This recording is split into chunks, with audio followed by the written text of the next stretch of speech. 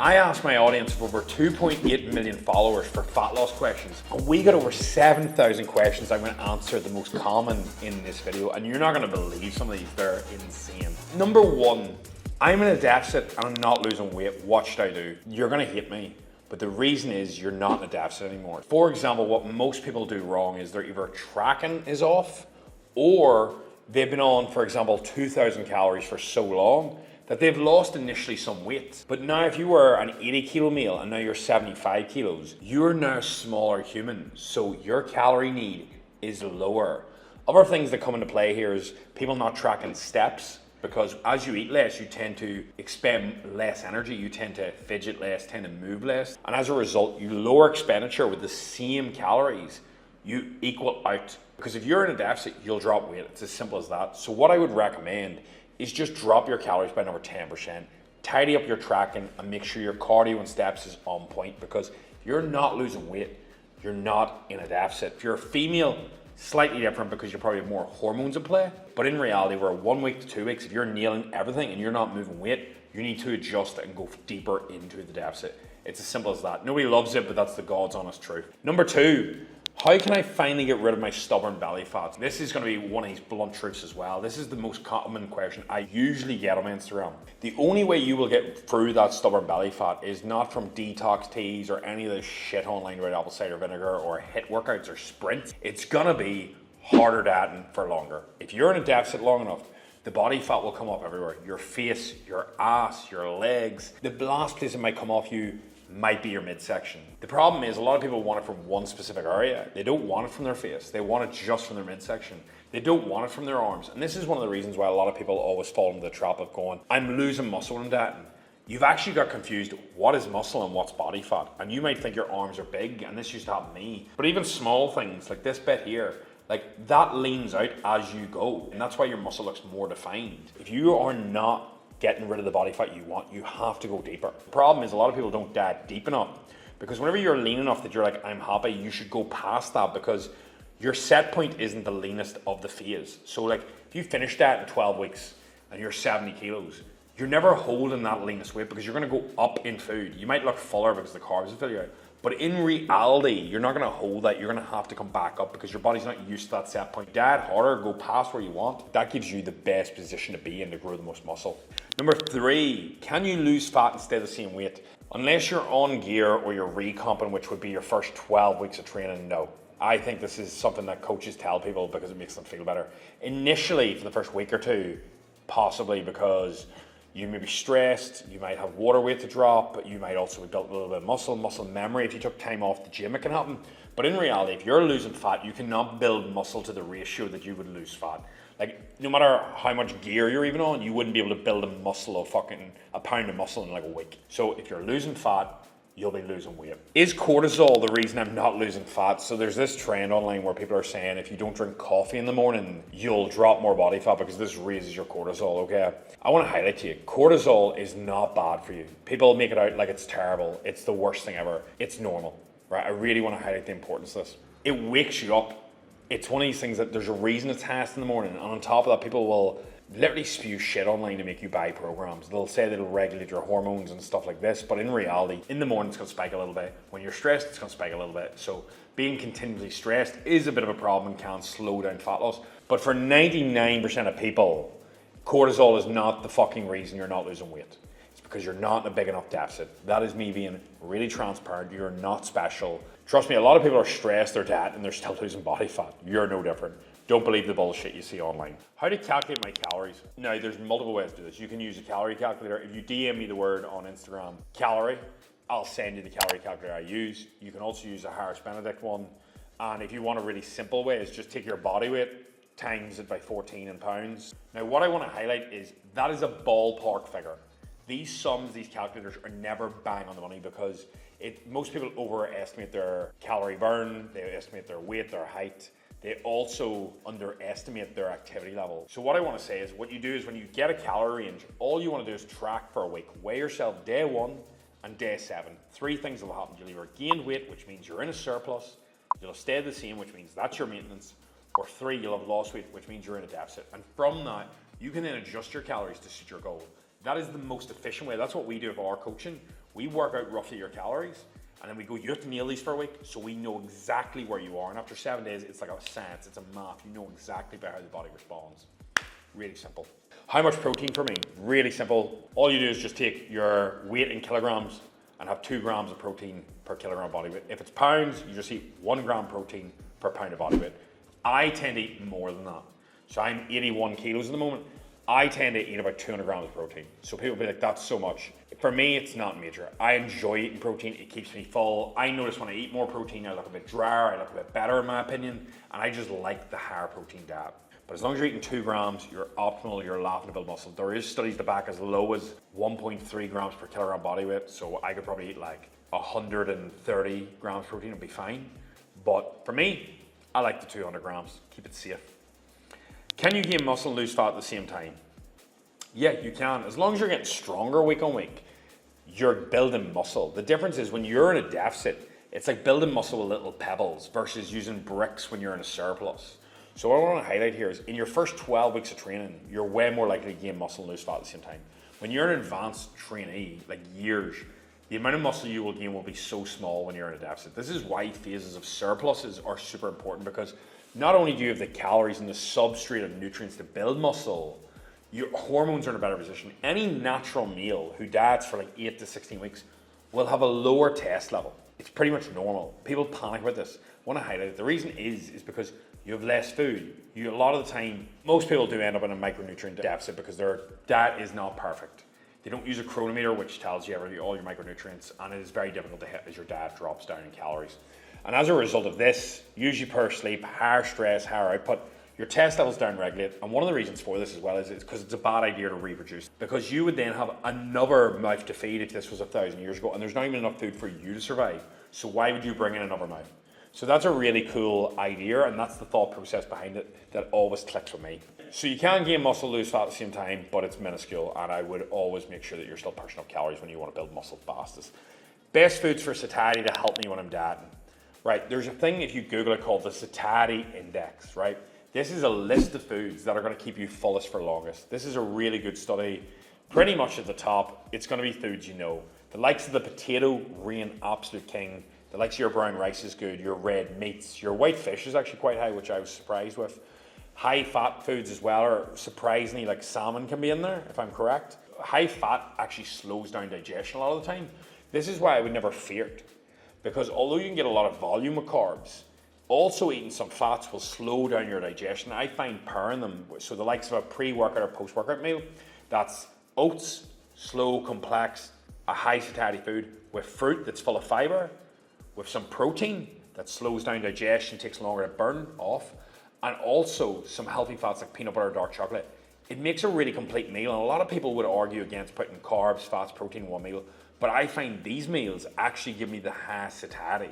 Might not be the most optimal, but for me, sticking to a deficit works absolute wonders. So satiety index is the #1 GOAT if you're struggling with, and play around with it and score yourself after a meal how full you feel and give yourself 20 minutes. LIS or HIIT, so low intensity steady state or high intensity interval training. So high intensity interval training would be like 20 seconds on, 20 seconds off with sprints for 15 minutes. LIS is low intensity steady state, which would be like 45 minutes on the Stairmaster.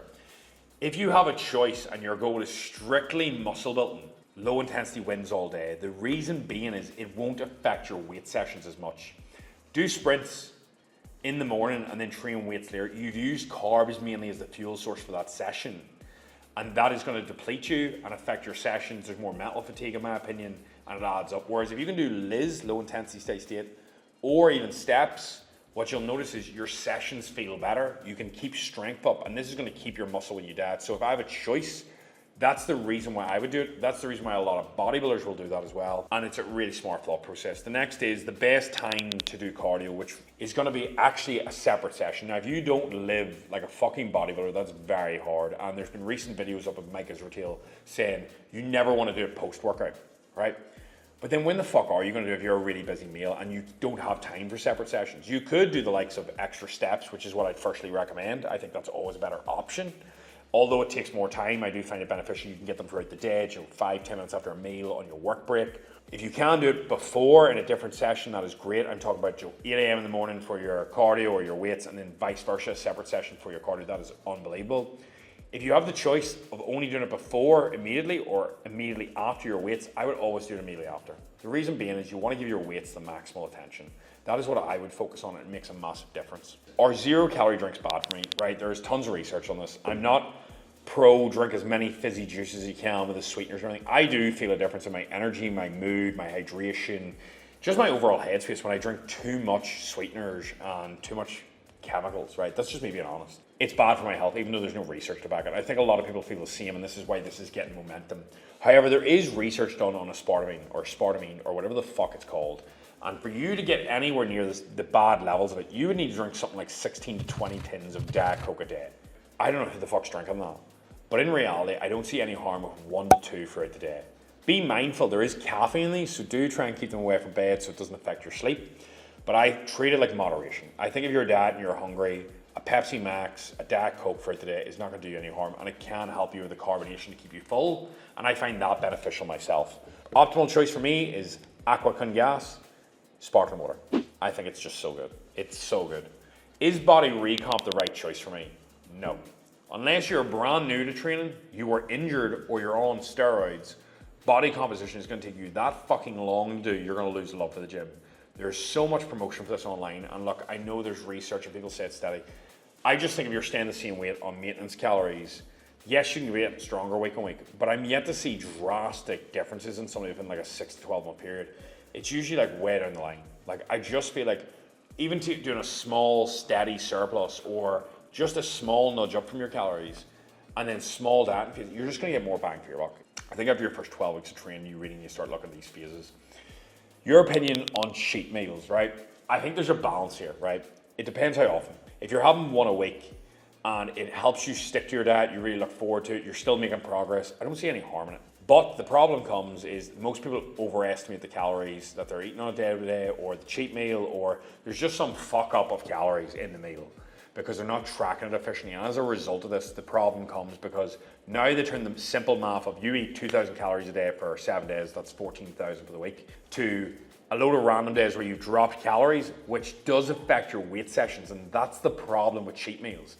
Whenever you're pulling calories for other days to give yourself a cheat meal, you're deducting carbs, fats that could fuel your sessions throughout the week, give you better weight sessions, more strength, more muscle, more energy, and actually make your fatigue a lot less, rather than saving all your calories for one big dirty meal because it helps you mentally. I also think this does create a restriction binge cycle that I just don't like. I think if you want something like this, you should just have it and just fit it in once every so often just to relax your mind, and you should really reward yourself. But I prefer to do a hard dieting block, get the diet done, build my calories up, and then just enjoy my life. If I'm out and it's been a couple of weeks and I just want to have a pizza, I'll have a pizza. It's not a big deal. You are what you consistently do, but I think the idea of this one meal doesn't affect me, it's math. If the math is off, you won't lose fat. So if you can do it, you track it, you're on the money of it, you can have a so-called cheat meal, but the math needs to add up over a week. Just writing off one meal can fuck up your whole week's progress, and that will mentally fuck you a lot more than not getting it. How much protein can you consume in one sitting? Honestly, you'll consume it all. Like, your body will digest it all. It doesn't turn into thin air. The whole point of it is that you get as much protein hit on your goal in a 24-hour period. So if you have 200 grams of protein and you've had 0 protein for the day, I would fucking eat the 200 grams of protein so you've hit it. The study shows that as long as you're eating your protein goal throughout the day, that's the main thing. It's over the day is the most important thing, not how many meals you have. It's hitting the protein goal. So hit it and don't worry about how you split up. I would recommend optimally from digestion, health, not having boring fucking meals of 200 grams of protein. I don't know how many chicken breasts, that would be like 10. Split up over 3 to 5 meals. That's usually what works best in my opinion, for satiety, for actual enjoyment, for normal life. Best pre-workout meal. Look, I honestly think this depends on the individual. You want to trial a meal that works best for you for performance. I think timing your carbs pre and post-workout, especially during a fat loss phase, is optimal for recovery after the session and also fueling the session before.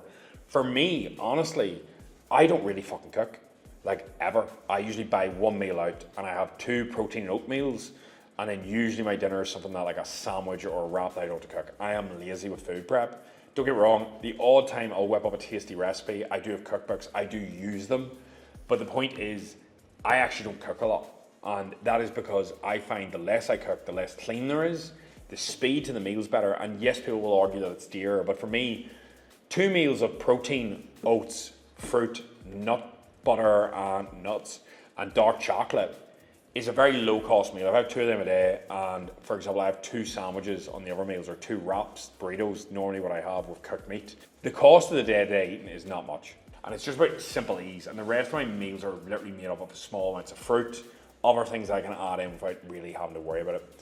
So for me, best pre-workout, going back to the question, is going to be a mixture of carb sources. Fructose, so fruit, some sugar, so like the likes of honey or Skittles prior, just for a little bit of pump. Some proper good complex carbs to fuel your workout, make sure your energy is there and your satiety, so like oats. Dark chocolate or nut butter slows down digestion. I love dark chocolate for helping me with a pump. I just find it works so well. Definitely give it a go, 85% or more, otherwise it's not dark chocolate and you're lying to yourself. And protein in every meal, because it's going to help you stay full, stimulate muscle protein synthesis, and that's going to be key. Post-workout, you'll see majority of people in the bodybuilding scene have cereal, whey protein. This is because it's sugar, it gets straight into the muscle, replenishes your glycogen stores, so it fills you back out so you look more muscular, and on top of that, your recovery kicks in. Honestly, just pick what you like, and that is what's most important. Opinion on one meal a day. Look, goes the same as opinion on intermittent fasting. Hugh Jackman made this super popular whenever he done the 16-8 diet, or whatever the fuck the diet was, where he literally had 2 meals throughout the day of all his calories, and the rest of the day he fasted, and he got an incredible shape for Wolverine, and this went fucking mega viral. There's nothing I tell you that is fucking beneficial about fasting over anything else. Yes, it can help for your gut health, but in terms of fat loss, if you eat 2,000 calories over 6 hours or over 18 hours, you will lose the same amount of body fat.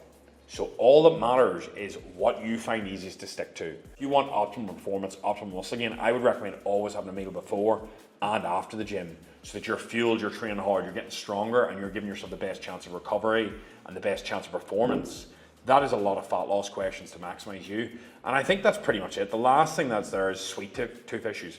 Honestly, a Ninja Creamy is a game changer. Like, my favorite cheat meal or food is definitely fucking ice cream.